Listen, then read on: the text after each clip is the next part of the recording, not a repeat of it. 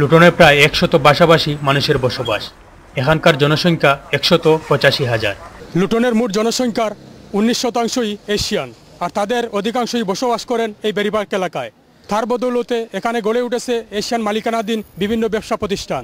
বর্ণবাদী সংগঠন ইডিএলের টার্গেট এই এলাকাটি, তাই এখানকার শান্তিপ্রিয় জনগণ ও ব্যবসায়ীরা রয়েছেন আতঙ্কে।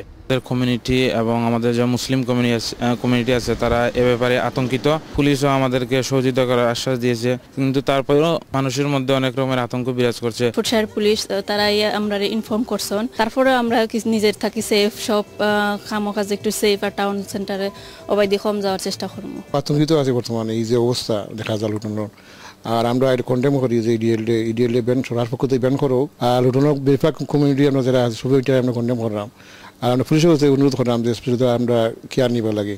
আর আমরা ব্যবসায়ীরা তো খুব ক্ষতি হয়ে বসে এবারে আমরা চিন্তা করলাম।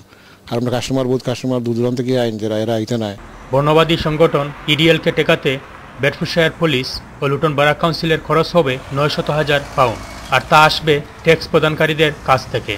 আমরা কাউন্সিলকে ট্যাক্স পে করে যাচ্ছি, আমরা বিনিময়ে কি এই রেজাল্ট পাচ্ছি, এবং এটা উচিত ছিল কাউন্সিল স্ট্রিক্টলি এটা স্টপ করতে, যাতে এই ধরনের কোনো ধরনের প্রোটেস্ট হয় না। বিশেষ করে আমরা বিজনেস এফেক্টর, আর এটাও পুলিশ যাতে ভালো করে প্রোটেক্ট করে।